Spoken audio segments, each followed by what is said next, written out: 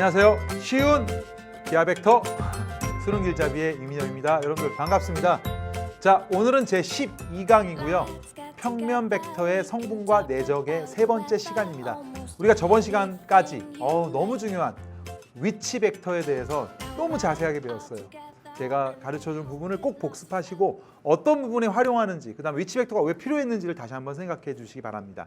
자, 제가 여러분들한테 이런 말씀을 드리고 싶은데요. 이런 질문을 많이 합니다. 여러분들 수학 문제 풀다가 어려운 문제가 나오잖아요. 그러면 몇 분 정도를 고민해야 됩니까? 이런 질문을 많이 합니다. 그래서 제가 어느 정도 제가 여러분들 답을 좀 드리고 싶어서 말씀을 드리는데요. 수학 문제라고 하는 것이 여러분들이 답을 보면 안 된다 이런 얘기를 많이 듣잖아요. 예, 맞습니다. 우리가 문제가 어떤 개념은 잡혀 있는데 문제가 좀 안 풀리는 경우도 있죠. 그러면 이렇게 생각하시면 돼요. 그 한 문제당 최소한 1시간 이상은 고민해 보셔야 됩니다. 개념이 덜 돼 있지 않고 되어 있는데 문제가 안 풀린다는 얘기는 뭔가 종합적인 사고를 못하고 있기 때문에 문제가 안 풀리는 겁니다. 그런데 그것을 바로 답을 보고 자기가 다시 풀면 그거는 자기가 생각한 게 아니고 풀이대로 생각하게 됩니다. 그러니까 꼭 한 문제 풀 때도 꼭 1시간 이상은 고민해 보셔야 돼요. 그리고 잘 안 되면 바로 답을 보는 것도 좋지만요. 그냥 넘어가세요. 하루나 이틀 넘어가고 다시 한번 풀어보시고 또 넘어가시고 다 바로 풀어보시고 풀이보다는 오히려 설명을 듣는 게 납니다. 선생님의 설명이나 주위 친구들의 설명을 들으면서 이런 발상이 필요하구나 이런 생각을 하셔야 됩니다. 그리고 그걸 풀었는데 만약에 이제 풀었는데 바로 또 그 다음날 복습하는 것보다는요. 어차피 일주일, 2주일 지나면 또 까먹어요. 잊어버려요. 그러니까 그걸 또 시간을 두고 나서 다시 풀어봅니다. 또 안 될 수 있습니다. 근데 그걸 바로 푸는 것보다 시간을 좀 두고 풀면 그때 또 다시 한번 사고가 되고 또 그렇게 반복해서 공부를 하시면 되는 거예요. 그러니까 지금 여러분들이 수능 바로 직전 아니죠. 시간이 충분히 있죠. 그렇기 때문에 충분히 사고하는 그 시간이요. 여러분들의 수학 실력을 반드시 늘릴 수가 있습니다. 아시겠죠? 제 말 꼭 믿으시고 여러분들 문제당 풀이가 안 풀려도 문제가 안 풀려도 조금 시간을 갖고 공부하는 그런 습관을 꼭 들이시고 제가 하는 말씀 잘 새겨듣길 바랍니다. 아시겠죠? 자, 그러면 이제 드디어 오늘 너무너무 중요한 평면 벡터의 성분에 대해서 배워보도록 하겠습니다. 자, 여러분들 보세요. 제목을 한번 보세요. 제목. 자, 제목이 평면 벡터의 성분이라고 하는 거거든요. 자, 우리가 저번에 배웠던 위치 벡터라는 걸 배웠어요. 평면 벡터의 성분이라고 하는 것은요. 위치 벡터의 개념입니다. 와우. 그런데 위치 벡터인데 하나 더 추가돼요. 우리가 위치 벡터는 시점을 고정시키면 됐죠. 그런데 평면 벡터의 성분은요. 시점을요. 아예 원점으로 고정시켜버리는 겁니다. 이야, 이 개념이 무슨 개념이냐면요. 잘 보세요. 내가 어떠한 벡터가 이렇게 있어요. 어떠한 벡터가 이렇게 있어요. 우리가 저번 시간에 한 것은요. 두 벡터를 시점을 통일된 상태에서 이렇게 표현한 겁니다. 자, 여기를 내가 A라는 벡터를 그대로 평행이동시켜서 A라는 벡터로 썼고요. 그 다음에 여기를 이제 B벡터라고 했을 때 여기를 B벡터라고 하면 시점을 통일된 상태에서 위치만 표시하고 있다. 종점만 얘기하고 있구나. 이런 개념이 위치 벡터였어요. 그런데 이제는 우리가 어떤 걸 하냐면요. 좌표 평면상에서 X축이 있고요. 여기를 Y축이라고 하면요. 이제는 우리가 뭘 하냐면요. 이 벡터를 가지고 옵니다. 가지고 와서 시점을 딱 원점으로 고정시켜 버립니다. 이야, 신기하죠? 그러면 A라는 벡터가 이렇게 표현이 되고요. B라는 벡터를 가져오면 이렇게 표현되는 거예요. 그래서 여기를 A라는 벡터라고 놓고 여기를 B벡터라고 놉니다. 그러면 여러분들이 어떤 게 중요합니까? 이미 시점은 원점으로 고정돼 있으므로 원점에 대한 위치 벡터가 되는 거고 그 점들, 종점이 가리키는 점이 바로 하나의 벡터의 의미를 갖습니다. 다시 말하면 여기에 있는 점이 얘가 B1, B2라고 하고요. 여기 있는 점을 제가 A1, A2라고 해버리면 이 시점이 원점으로 이미 약속된 과정이기 때문에 이 종점만이 의미가 있습니다. 이 벡터는 종점만이 의미가 있어요. 그래서 앞으로 우리가 A라는 벡터를 쓸 때 그냥 약속입니다. 시점은 원점이니까 성분으로 표시하면 우리가 어떻게 표시할 수 있다. A1, A2 이렇게 표시할 수 있고요. 그리고 B 벡터라고 하는 것을 우리가 B1, B2라고 쓸 수가 있는 거예요. 그래서 앞으로 여러분들이 벡터를 배우는 관점은요. 하나의 벡터라고 하는 것을 이제는 종점만이 의미가 있는데 그게 바로 벡터를 이제는 점으로 인식하는 게 핵심이에요. 자, 정말 중요합니다. 벡터는 이제 뭐예요? 점으로 인식합니다. 시점이 원점이니까 그게 점이 어떤 점이에요? 종점만이 바로 벡터의 개념이다. 이렇게 보시면 되는 거예요. 이해됐습니까? 굉장히 편리하죠. 이렇게 하는 이유가 뭘까요? 벡터들을 시점을 원점으로 놔버리면 종점만이 벡터를 의미하기 때문에 이제는 벡터의 덧셈, 뺄셈, 실수배, 뒤에 가서 내적 이런 것들을 쉽게 성분으로 연산할 수가 있습니다. 이게 포인트예요. 벡터는 뭐라고요? 점입니다. 이제 그 어떤 점이라고요? 종점입니다. 벡터를 잘 배우려면요. 벡터가 뭘 의미하는지 바로 점을 의미하는지를 이제는 이해하시는 게 중요하고요. 위치 벡터인데 시점이 원점이다. 이게 바로 포인트가 되는 겁니다. 아, 그렇구나. 자, 이 개념을 여러분들이 꼭 기억하시고요. 이제 앞으로 선생님이 그냥 좌표를 쓰면 그게 하나의 뭐가 돼요? 벡터가 되는 겁니다. 성분을 쓰면 그게 바로 벡터가 되는 거예요. 됐습니까? 자, 그러면 이제 다시 한번 좀 정리를 해드릴게요. 자, 이제는 y축이 있고요. 이렇게 x축이라고 하는 것이 있으면요. 예를 들어서 제가 이렇게 하나의 벡터를 쓰겠습니다. 이제는 이런 벡터가 있는데 이 벡터는 예를 들어서 여기가 4,3이라고 편하게 생각해 보세요. 그러면 이제 A라는 벡터와 이제는 4,3이라고 하는 것은 같은 개념이라는 걸 보시면 되는 거예요. 야, 종점은 4,3, 시점은 원점이 되는 거예요. 자, 그런데 이것도 평면 벡터죠. 평면 벡터는 몇 개의 벡터로 표현됩니까? 바로 또 2개의 벡터로 표현된다고 얘기했습니다. 평행하지 않고 0벡터가 아닌 2벡터인데 그 벡터를 우리가 또 뭐라고 표시할 거냐면요. 자, 이렇게 아주 X축을 향하고 크기가 1인 요걸 제가 이 원벡터라고 부르고요. 이거를 1,0이라고 쓸게요. 그리고 위로 올라가는 Y축을 따라 올라갑니다. 원점에서. 그리고 요 점을 제가 0,1이라고 할게요. 0,1이라고 하고 요거를 우리가 이 2벡터라고 부르겠습니다. 아주 기본적인 단위 벡터죠. 기본 단위 벡터 1,0과 0,1이 있으면 우리가 이 A라는 벡터는 또 어떻게 표현할 수 있겠습니까? A라는 벡터는 자, 어떻게 표현할 수 있겠어요? 이 원벡터를 몇 배 해야 돼요? 와, 4배. 이 2벡터를 몇 배 해야 돼요? 3배.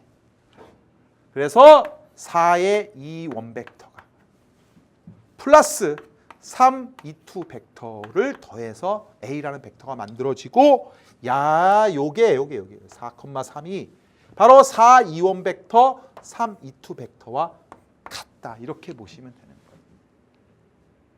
그렇구나. 그래서 앞으로 여러분들 2원, 2, 2 기본 단위 벡터로 표시해 버리면요. 이제는 덧셈, 뺄셈, 실수배, 뒤에 가서 내적까지도 우리가 아주 쉽게 증명이 가능하다라고 보시면 되는 겁니다. 앞으로 선생님이 이렇게 쓰기도 하고 이렇게 쓰기도 하고 얘를 이렇게 바꾸기도 하고 얘를 이렇게 바꾸기도 할 겁니다. 어차피 4,3이라고 하는 벡터는 4배 한 다음에 3배에서 더한 벡터입니다. 이렇게 표시할 수가 있습니다. 이해됐어요? 자, 그러면 이제는 우리가 어떤 것까지 이해할 수 있는지 한번 보겠습니다. 자, 보세요. 이제는요, 여러분들, 이게 바로 평면 벡터의 성분이 이렇게 정의가 되는구나 라고 해버리면요. 자, 이제 굉장히 편합니다. 자, 이제 다시 볼게요. 자, 이렇게 있습니다. 이제는 자, 제가 이렇게 가는 벡터가 A라는 벡터가 있어요. A라는 벡터 종점이 바로 A1, A2라고 하겠습니다.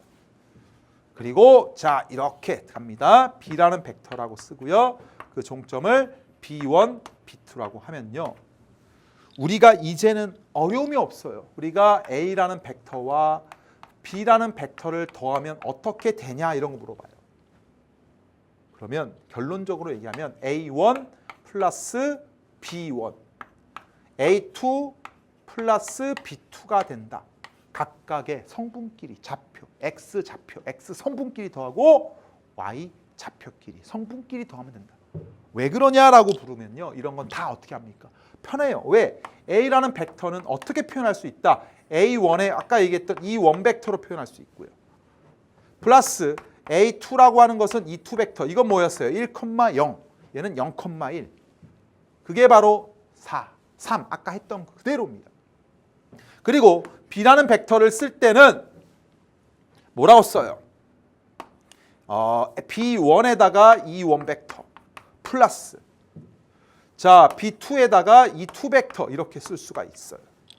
그러면 이거를 두 개를 이렇게 더해버리면 우리가 아하 A라는 벡터에다가 플러스 B라는 벡터를 더해버립니다. 바로 여기서 A1 플러스 B1 중간 과정 써드릴게요. A1 플러스 B1에다가 이원 벡터가 되겠네요. 예.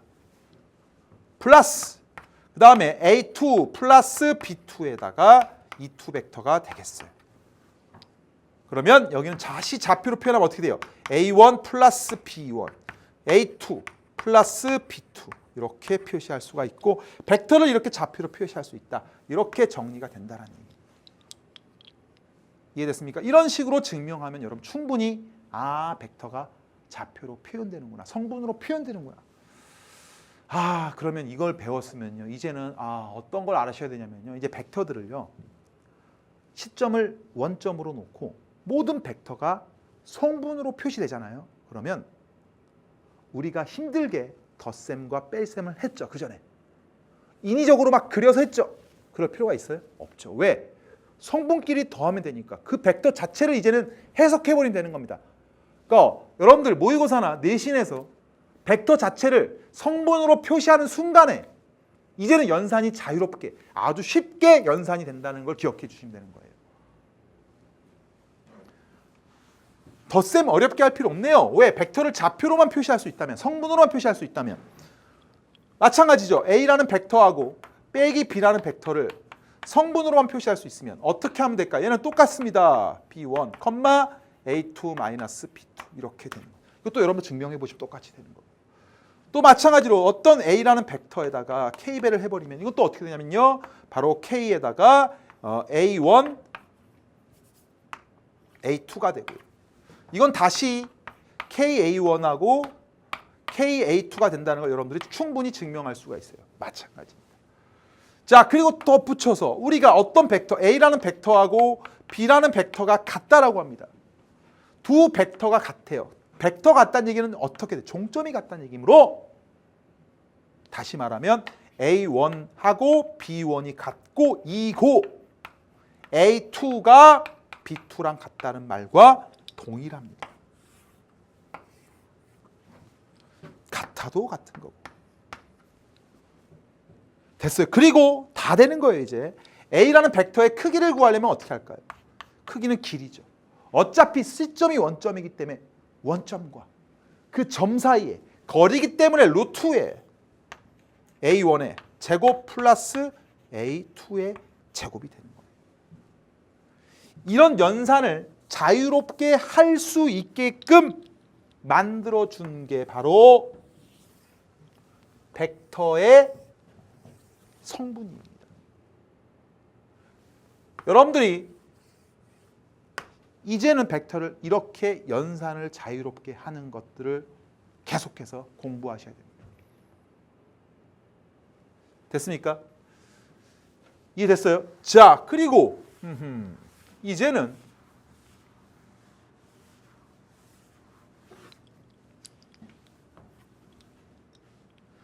제가 여기를 A라고 놓을게요. 제가 축을 또 써드릴게요. X축, Y축. 아까 안 썼네요. 자, 여기를 B라고 놓으면요. 자, 선생님이 이것도 똑같이 공평하게 노란색으로 이렇게. 내가 A, B 벡터를 구하고 싶어요. A, B 벡터. 그럼 A, B 벡터를 구하겠다는 얘기는 얘는 다시 O, B 벡터에서 마이너스 OA라는 벡터로 구해버리면 되는 거고. O, B 벡터는 뭡니까? 바로 B1, B2가 되고요. 마이너스 A1, A2가 되는 거. 다시 말하면 이거는 B1에서 마이너스 A1이 되고 B2에서 마이너스 A2가 되는 거예요. AB 벡터를 그대로 구할 수 있어요. 그리고 만약에 또 AB 벡터의 크기를 구하라라고 하면 좋습니다. 루트에 B1 마이너스 A1의 제곱 플러스 B2에서 마이너스 A2의 제곱이다. 이렇게 정리하죠. 이런 게 전부 다 벡터의 연산이에요.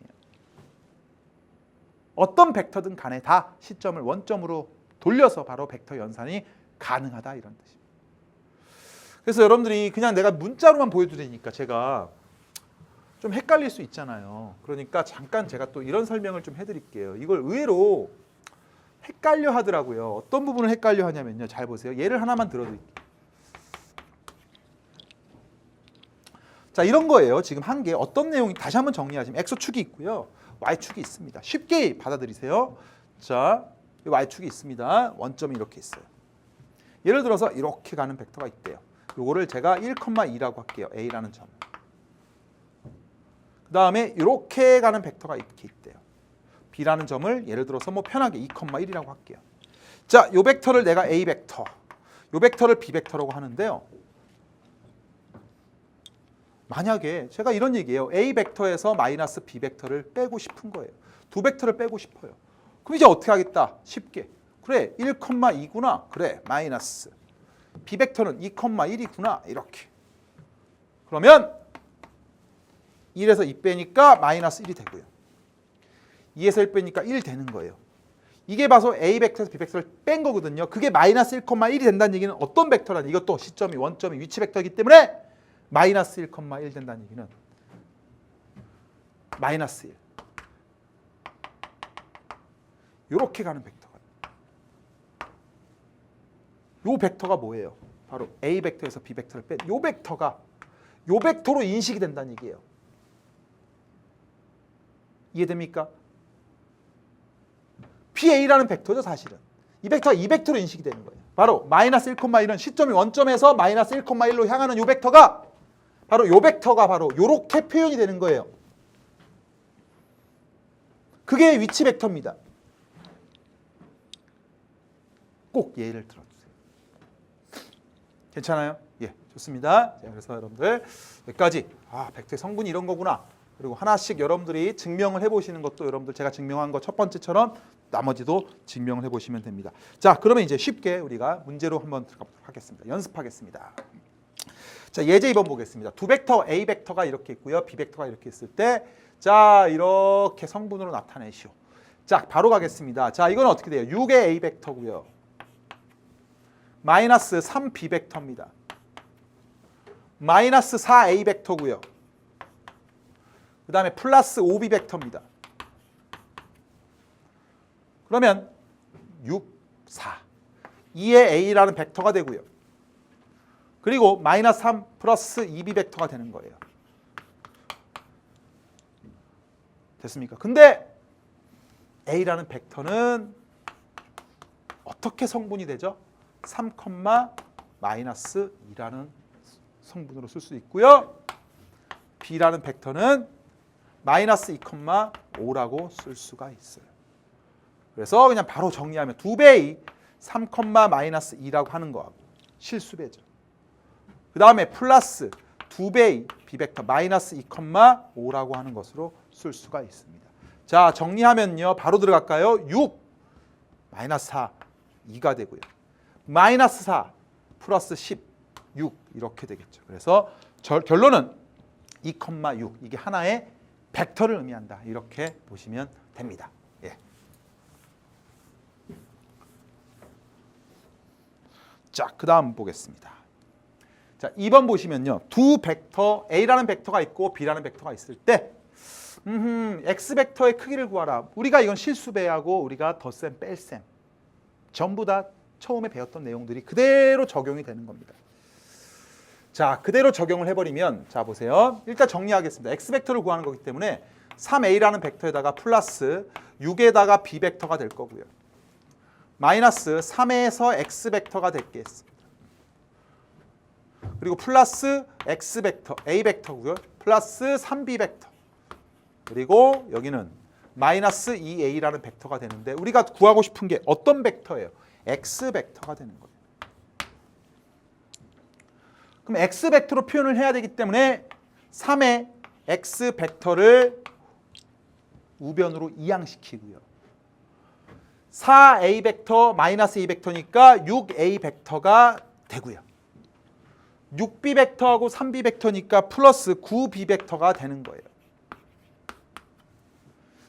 그래서 우리가 x라는 벡터는 3으로 나누니까 2a라는 벡터에다가 플러스 3b 벡터가 될 거고요. 우리가 여기서 정리가 되네요. 이제 정리하겠습니다. 아주 우리가 색깔 패드로 정리하겠습니다. 2배의 a라는 벡터는 마이너스 3,5가 되고요. 그 다음에 플러스 3에다가 b라고 하는 것은 바로 1, 마이너스 2가 된다. 이렇게 되는 거예요. 자, 그래서 결론도 우리가 정리해드리면 마이너스 6 플러스 3이니까 마이너스 3이 되고요. 플러스 10 플러스 하니까 마이너스 3,4가 되고 따라서 벡터의 크기를 구하랬습니다. 따라서 3의 제곱 플러스 4의 제곱이니까 정답은 바로 5가 된다는 거 여러분들이 확인할 수가 있어요. 자, 어때요? 계산은 쉽죠? 근데 제가 계산이 중요한 게 아니고요. 이 평면 벡터의 성분이 어떤 의미를 갖는지 벡터에서 왜 이렇게 하는 것이 중요한지를 기억하셔야 됩니다. 위치 벡터로의 해석이고요. 시점이 원점이니까 이제는 벡터의 연산을 자유롭게 할 수 있고 어떤 문제가 나와도 벡터를 내가 성분으로만 표시할 수 있다면 더하기, 빼기, 실수배까지는 자유롭게 할 수 있다가 바로 우리의 목표가 되는 겁니다. 아시겠죠? 자, 그렇게 해서 선생님이 정리해 드렸고요. 여러분들 교재 한 장 넘어가 보세요. 이제 드디어 제가 가장 이제 중요하다고 저번에 위치 벡터 가장 중요하다고 했는데 벡터에서 두 번째 위치 벡터도 중요하고 내적 드디어 두 번째로 또 중요한 개념이 나옵니다. 어떤 게 중요하다고 얘기할 수는 없습니다. 위치 벡터도 중요하고 내적도 중요하는데 이제 내적에 대해서 좀 설명해 드리도록 하겠습니다. 자, 이제 여러분들이 드디어 새로운 벡터의 연산을 배우게 되는데요. 그게 바로 평면 벡터에서의 벡터의 내적입니다. 벡터의 내적. 이거는 지금은 평면 벡터에서만 다루게 돼요. 참 신기하죠. 그전에는요. 그전 교육과정에서는요. 평면 벡터의 내적과 공간상에서의 벡터를 동시에 내적을 다뤘는데 이제는 평면과 공간이 따로 분리돼 있어요. 신기하게. 그거는 평면 벡터를 먼저 이해를 완벽하게 한 다음에 공간 벡터를 이해를 하자는 어떻게 좀 단계적인 학습에 대한 의미가 있는 것 같고요. 가운데 뭐가 끼냐면요. 공간 도형과 공간 좌표라는 단원이 꼈어요. 꼈습니다. 꼈습니다. 조금 상황이 달라요. 그전과. 아시겠죠? 지금은 평면 벡터의 내적이라고 하는 것을 정확하게 이해하시는 게 중요합니다. 자, 벡터의 내적인데요. 내적이라고 하는 것이랑요. 사실은 우리가 고등학교 과정을 벗어나지만 외적도 있는데 외적은 고등학교 과정을 벗어나기 때문에 외적을 굳이 여러분들이 공부를 해서 수능에 여러분들이 외적과 관련된 문제가 나오지가 않습니다. 그런데도 뭐 억지로 공부하고 싶으면 좋지만 확실하게 내적을 이해하는 것이 먼저 중요합니다. 내적은 곱하는 느낌은 드는데 어떤 차이가 있는지 한번 보겠습니다. 자, 그래서 내적이라고 하는 것은요. 어떤 A라는 벡터가 있어요. 그 다음에 B라는 벡터가 이렇게 있습니다.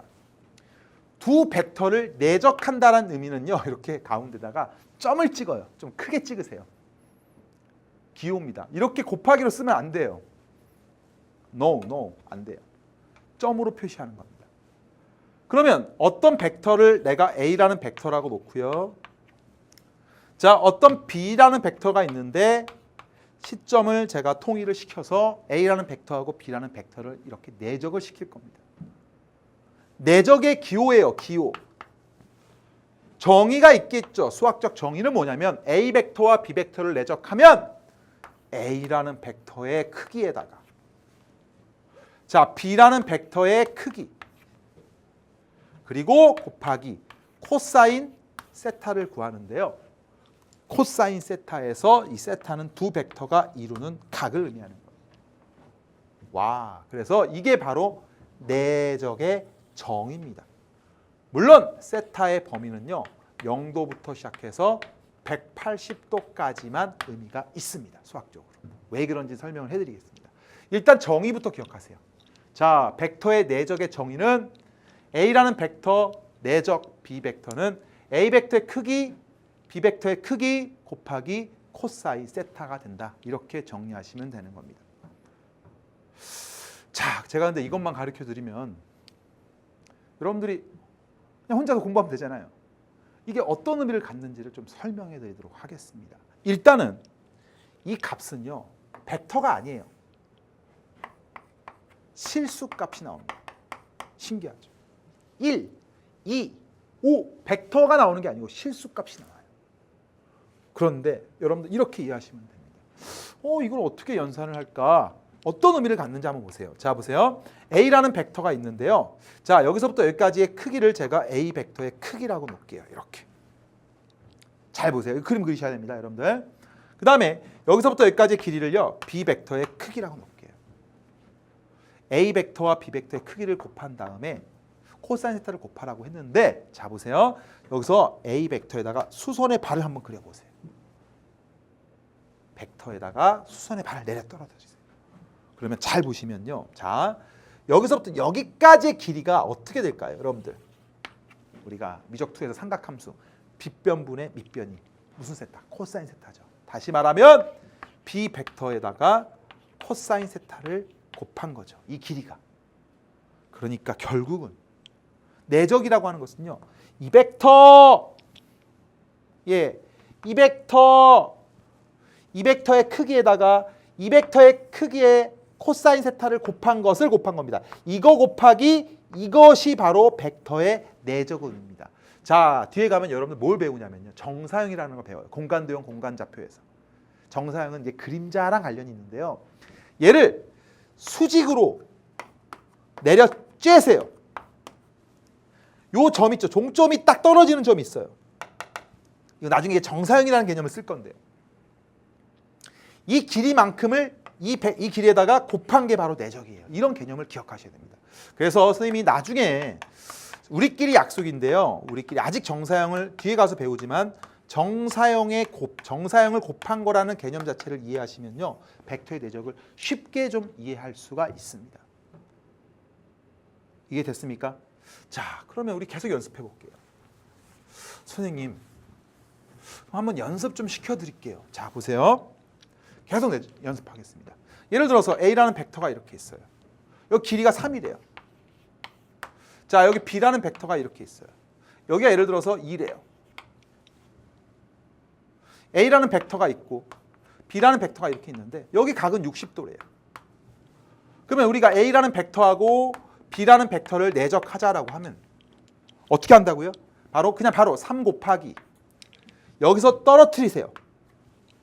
떨어뜨리고 이 60도니까 여기는 얼마였어요? 1이죠, 길이가. 그냥 1 곱하면 되는 거예요. 물론 이 과정은요, 3 곱하기 2 곱하기 코사인 60도가 되는 겁니다. 그게 이 과정이란 얘기입니다. 이 개념하고 이 개념을 동시에 생각하셔야 된다. 그렇구나. 그리고 또 여러분들 또 고민하실 겁니다. 선생님, 각이요, 만약에 이렇게 되면 어떻게 할까요? 계속 연습하겠습니다. 여러분들 계속 연습하셔야 됩니다. 처음 배워. 길잡이예요, 길잡이. 길을 확실하게 잡아야 돼요. A 벡터가 있고요, B 벡터가 이렇게 있어요. A라는 벡터하고요, B라는 벡터가 이렇게 있어요. 내적하라고 합니다. 이번엔 여기가 120도래요. 여기 길이가 예를 들어 또 3이래요. 여기 길이가 예를 들어서 2래요. 그러면 일단 개념상으로 보면 A 벡터의 크기 3, B 벡터의 크기 5, 2 곱하기 코사인 120도입니다. 120도니까 얘는 6 곱하기 코사인 120도 얼마죠? 혹시 마이너스 2분의 1, 그러니까 마이너스 3이죠. 음수가 나오네요. 됐습니까? 그리고 선생님, 얘도 정사형의 개념으로 본다면 늘리세요. 떨어뜨리세요. 길이가 얼마예요? 1이죠. 여기 60도니까. 그런데 부호만 반대. 3 곱하기 1인데 부호만 반대다. 이렇게 보시면 되는 겁니다. 됐어요? 자, 그리고 선생님, 질문이 있는데요. 아까 왜 180도까지, 파이까지만 의미가 있다고 했냐면, 자, 수학적으로 한번 생각해 보세요. 어떤 벡터 계속 봅니다. 계속. 길잡이. A라는 벡터가 이렇게 있고요. 자, B라는 벡터가 이렇게 있어요. 그런데 우리가 A라는 벡터하고 B라는 벡터 내적을 하려고 하는데 얘랑 얘랑 각인데 잘 생각해 보세요. 선생님, A, B 벡터가 이렇게 내려가면 어떻게 됩니까? 이렇게 대칭으로 B 벡터 하면 이렇게 생각해 보세요. B 벡터, B 벡터. B 벡터가 이렇게 있을 때가 쭉 내려가서 이렇게 됐을 때 생각해 보세요. 그런데 어차피 여기 각이하고 여기 각이 그대로 대칭이라고 보면요. 이 각이 어때요? 똑같죠. 이게 사실 이 각으로 잴 필요가 없죠. 어차피 이 각으로 재버리면 되는 거예요. 그러니까 굳이 이 각이나 이 각이나 어차피 내적값 이렇게 돌아간 요 각, 이렇게 돌아간 각은 이 각으로 생각하면 되는 거라는 얘기입니다. 이해됩니까? 그러니까 굳이 180도를 넘어갈 필요가 없는 거예요. 그러니까 우리가 각 자체를 보통 0도부터 180도까지, 0부터 파이까지라고 생각을 해도 상관이 없다라는 얘기입니다. 의미가 없어요. 이렇게 돌아가나 이렇게 돌아간 거라고 생각하십니다. 그러니까 이거랑 똑같은 거죠. 예, 좋습니다. 자, 그리고 또 보세요. 자, 이것도 생각해 볼까요? 선생님, 만약에요, 질문할 것 같아요. A라는 벡터가 이렇게 있어요. 자, B라는 벡터가 만약에 수직이에요.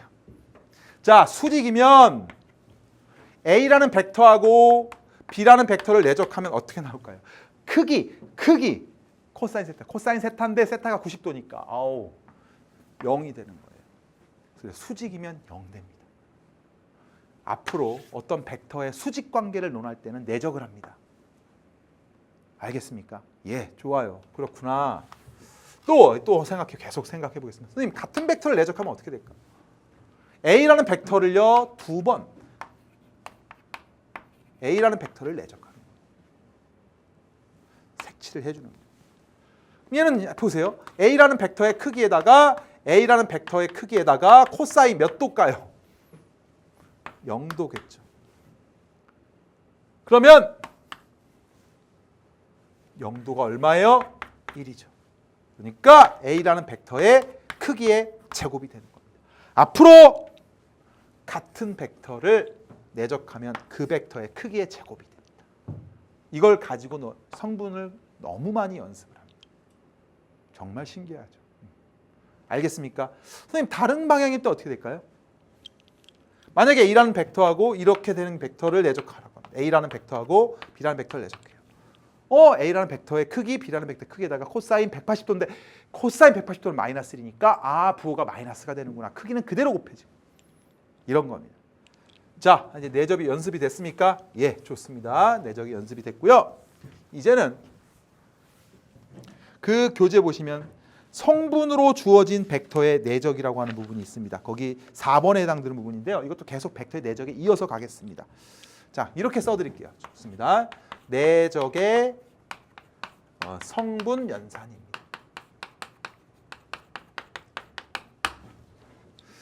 자, 이것도 너무 중요한 내용인데요. 자, 우리가 아까 성분으로 바꾸는 거 연습했는데, 자 보세요. A라는 벡터하고 B라는 벡터를 내적을 하는 데 있어서, 자, A라는 벡터가 우리가 지금까지는 그냥 벡터로만 인식했지만, 벡터 그냥 크기하고 방향만 인식했지만, 우리가 또 배운 게 뭐였어요? 얘를 성분으로 표시할 수 있다라는 걸 배웠어요. 그리고 B라는 벡터도 마찬가지로 B1하고 B2라고 하는 것을 배웠습니다. 자, 이렇게 주어진 상태에서 여기서 중요한 게 뭐냐면요. 둘이 내적하면 A 벡터의 크기, B 벡터의 크기에다가 코사인 세타, 세타는 0도부터 시작해서 180도까지인데 이 결과물이 성분으로 나오면 너무 중요해요. 자, 여기 빨간색, 분홍색이네요. A1, B1 플러스 A2, B2가 된다라는 얘기입니다. 자, 성분이 주어지면 이 값을 이렇게 대신 구할 수 있어요. 와, 다시 성분으로 주어지면 각각의 성분끼리 곱한 것이 그 다음에 더하면 바로 내적값이다. 그래서 여러분들 요거랑 같다는 것이 너무너무 중요합니다. 왜? 앞으로 각을 구하는 문제가 많아요. 각을 구하려면 얘를 넘겨서 구하기도 하고요. 이해됐습니까? 그냥 이 상태로 구해도 어차피 각을 구할 수가 있습니다. 아시겠어요? 그래서 여러분들 요것이 얘랑 똑같다라는 거 기억해 주시는데 선생님 당연히 질문하겠죠. 얘가 왜 이렇게 됩니까? 라고 물어봅니다. 왜 내적인데 각각 성분끼리 곱한 다음에 더합니까? 증명이 있어요. 증명이 있는데요, 여러분들. 자, 이 증명은요, 사실은 그전 교육과정에서는 코사인 제2법칙이라는 것으로 증명을 했어요. 그런데 교육과정이 바뀌면서 코사인 제 법칙이 교과과정에서 빠지면서 우리가 교과서에서는 여러 가지 방법으로 증명을 합니다. 굉장히 많은 증명들이 있는데요. 그 중에 아주 간단한 증명을 한번 해보도록 하겠습니다. 왜? 그 증명을 이해를 해야지 여러분들 문제 풀 때 편하게 응용해서 풀 수가 있습니다. 그래서 증명은요, 제가 다 보여드리진 않고 간단하게만 보여드리도록 하겠습니다. 자, 여기 X축이 있고요. 여기 Y축이라고 하는 것이 있습니다. 원점이 있어요. 그리고 제가 A라는 벡터를 그대로 잡아볼게요. A라는 벡터. 그 다음에 자, 그대로 B라는 벡터를 잡아보겠습니다. 자, A라는 벡터는요, 여기서 A1, B1이 되고요.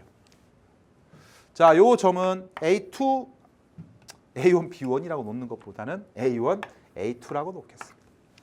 그 다음에 여기는 자, B1하고 B2로 놓겠습니다. 이렇게. 됐습니까? 자, 그리고 나서 우리가 A라는 벡터와 B라는 벡터를 내적하기 위해서 A라는 벡터의 크기, B라는 벡터의 크기에다가 무슨 세타?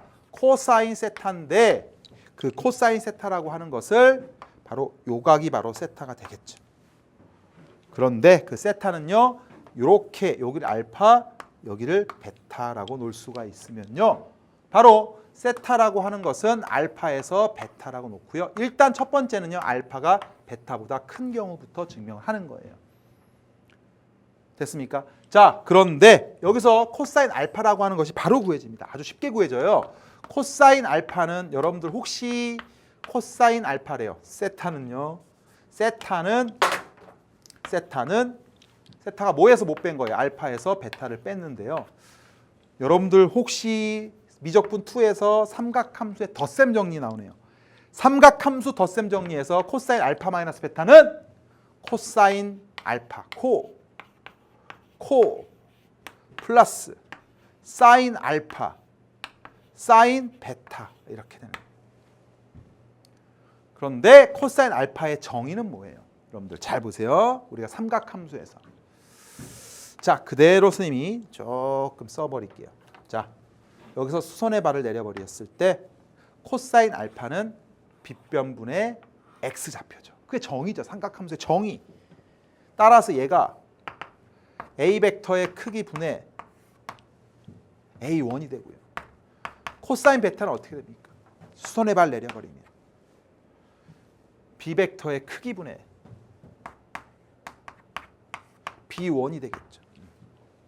플러스 사인 알파는 A 벡터의 크기 분의 A2가 되고요. 곱하기 코사인 베타는 B 벡터의 크기 분의 B2가 되는 거예요. 그래서 얘가 구해졌어요. 얘가 곱해졌는데 얘를 곱하는 거예요. 얘를 여기다가 그대로 싹싹 곱하면 싹싹 사라지죠.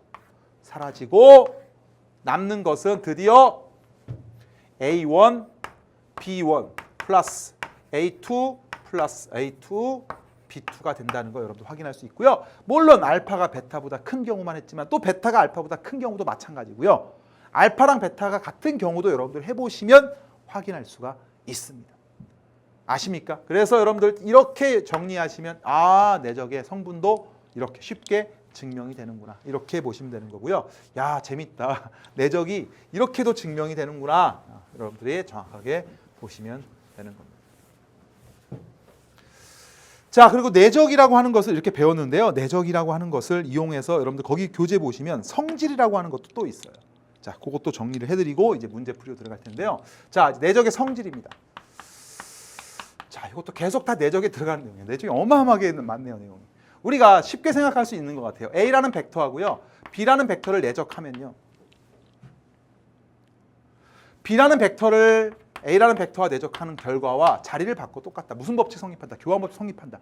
당연히 확인할 수 있어요. 왜냐하면 내가 A라는 벡터를 A1, B1이라고 놓고 B라는 벡터를 계속 B1으로 놓네요. 선생님이 A2로 놓을게요. A2로 놓고 B1, B2라고 놓겠습니다. 그럼 선생님이 이것은 딱 보니까 자리 바꿔서 곱해도 똑같구나 확인할 수 있는 거고요.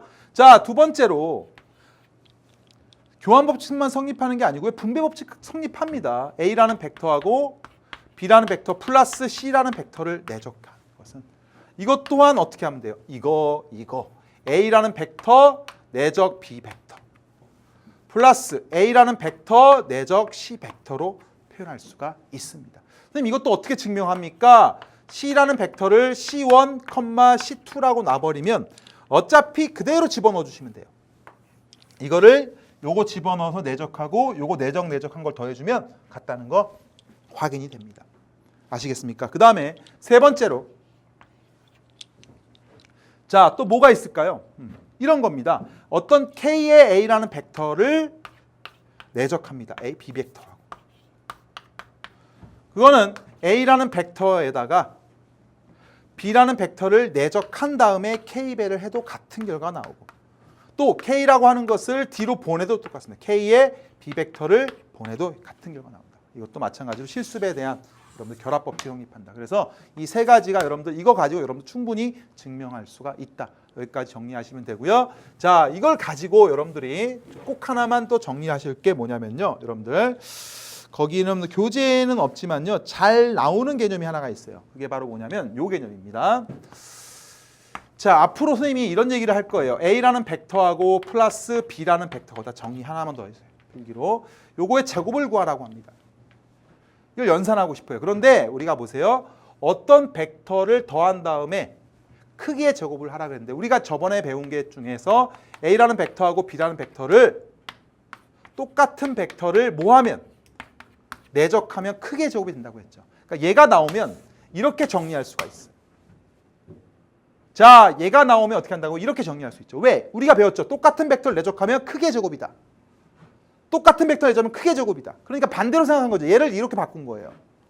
자, 얘를 왜 이렇게 바꿔야 되냐면 얘를 계산하기가 어려운 경우는 이렇게 바꾸면 우리가 어떻게 쓸 수 있습니까? 자, 이거는 이렇게 내적하면 A 벡터의 제곱 플러스 A, B 벡터, B, A 벡터니까 우리가 A 벡터하고 B 벡터를 몇 배 한 거예요? 2배 한 것이다. 플러스 바로 B 벡터의 크기의 제곱이 되겠죠. 이렇게 정리할 수 있어요.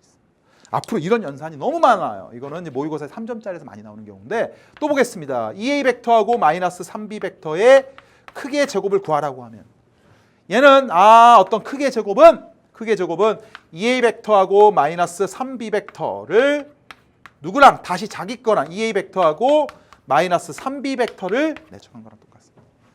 그래서 이것도 마찬가지 연산 2A 벡터하고 2A 벡터를 내적하면 4A 벡터의 크기의 제곱이 되고요. 마이너스 6AB, 마이너스 12의 A 벡터하고 B 벡터를 내적한 게 되고요. 플러스 9B 벡터의 크기의 제곱이 된다. 여러분들 확인할 수가 있어요. 그래서 이런 내용까지도 여러분들이 정리해 주시면 여러분들이 내적을 쉽게 이해할 수가 있습니다. 예, 좋습니다. 자, 여기까지 하고요. 우리가 이제 관련된 문제들을 이제 차근차근 풀어드리도록 하겠습니다. 문제는 어렵지 않아요. 문제는 후딱 넘어갈 수 있습니다. 자, 보겠습니다. 첫 번째 문제인데요. 그림과 같이 한 변의 길이가 6이래요. 자, 그려보세요. 6. 좋습니다. 6. 그 다음에 AC가 8이에요. 오케이, AC가 8. 여기서 여기까지가 8. 여기가 4, 여기 4죠. 반씩. 말은 뭐라고 했으니까. 그리고 나서 DB 벡터. DB 벡터는 어딜까요? 여기 있죠. DC 벡터 여기죠. 오케이. DB 벡터하고 DC 벡터인데요. 여러분들 마름모기 때문에 대각선이다. 수직이죠. 느낌 보입니까? 바로 해결할 수 있는 방법은 DB 벡터의 크기가 얼마예요? DB 벡터의 크기가 여기가 얼마가 나오냐? 자, 보세요. 여기가 6이고 여기가 4면 여기서 여기까지 길이가 얼마입니까? 루트의 36에서 마이너스 16이니까 얼마가 돼요? 루트의 20이죠. 얘는 2루트 5죠. 그래서 우리가 2루트 5에다가 2배니까 4루트 5죠. 거기에다 곱하기 DC 벡터. 이 벡터의 크기는 이거고요. 이 벡터의 크기에다가 정사형이라고 했지만 수선의 발 내린 만큼을 곱한다. 이만큼이 얼마예요? 바로 2 루트 5가 되는 거예요. 바로 나올 수 있는 겁니다. 이렇게. 그래서 답은 40이라는 거 여러분들이 충분히 확인할 수 있고요. 정답은 40이 되겠습니다. 자, 그 다음 보겠습니다. 자, 이번에는요. 두 벡터가 주어졌을 때 이거 계산하라고 했는데 이거는 뭐 계산 문제입니다. 여러분들 충분히 뭐 계산하는 과정만 써드리도록 하겠습니다. 자, A라는 벡터하고 플러스 B라는 벡터를 먼저 더합니다. 더하면 어떻게 돼요? K 플러스 6이 되고요. 이제 그 다음에 마이너스 2K 플러스 4인가요? 마이너스 2K 플러스 4라는 거 확인할 수 있죠. 그래서 K 플러스 6, 그 다음에 마이너스 2K 플러스 4. 그 다음에 A라는 벡터하고 빼기 B라는 벡터를 빼겠습니다. 그랬더니 얘는 K 마이너스 4가 되고요. 그렇죠? 그 다음에 3에서 빼니까 플러스 2K에서 3에서 마이너스니까 플러스 2가 되겠네요. 그래서 K 마이너스 4에 2K 플러스 2가 되는 겁니다. 둘이 내적하라는 얘기는 어떻게 하라는 얘기예요? 성분끼리 곱하라는 얘기니까 K 플러스 6에다가 K 마이너스 4 이렇게. 그 다음에 플러스 마이너스 2K 플러스 4에다가 2K 플러스 2가 되는 거예요. 이렇게. 그리고 요게 얼마다? 마이너스 13이다. 그래서 여러분들이 뭐 이거 2차 방정식 충분히 여러분들이 계산이 되고요. 여기서 무슨 값 구하랬냐면요. 실수 K 값을 구하면 여러분들이 뭐 K가 1인 거 여러분들이 계산은 여러분들이 할 수가 있겠죠. 그렇게 해서 여러분들이 정리해 주시면 답이 1이 나온다. 이거 뭐 계산은 여러분들 조금 맡길게요. 이 부분은. 예, 좋습니다. 자, 그 다음에 4번 보겠습니다. 자, A 벡터 크기가 4고 B 벡터 크기가 3일 때 A 벡터, B 벡터 내적하면 5일 때 이거 많이 했네요. 자, 우리가 했던 거 나옵니다. 그대로 A 벡터하고 마이너스 3 B 벡터의 크기의 제곱인데요. 각각의 성분을 몰라요. 그러니까 이 연산하기가 힘들어요. 그래서 우리가 어떤 벡터 크기의 제곱은 내적으로 해석할 수 있다 그랬죠. 내적. A 같은 벡터끼리 내적한다. A 벡터 마이너스 3B 벡터 내적 A 벡터 마이너스 3B 벡터 이렇게 되는 거예요. 자, 그래서 정리하면 내적하면 A 벡터의 크기의 제곱. 그 다음에 이거 어떻게 되죠? 마이너스 6 A 벡터하고 B 벡터가 되는 거고요. 플러스 9 B 벡터의 크기의 제곱이 되는 거예요. 자, 따라서 A 벡터의 크기의 제곱은 16. 내적한 거 5 마이너스 30. B 벡터의 크기는 3. 81이네요. 81. 따라서 정리하면 계산하면 97, 30 빼면 67이 된다는 거 여러분들이 쉽게 개념을 이해하니까 여러분들이 쉽게 정리한다는 것도 확인할 수 있고요. 정답은 바로 4번이 되겠습니다. 아시겠죠? 자, 이렇게 해서 여러분들 벡터의 내적에서 연산까지 제가 해드렸고요. 다음 시간부터는 금방 할 것 같아요.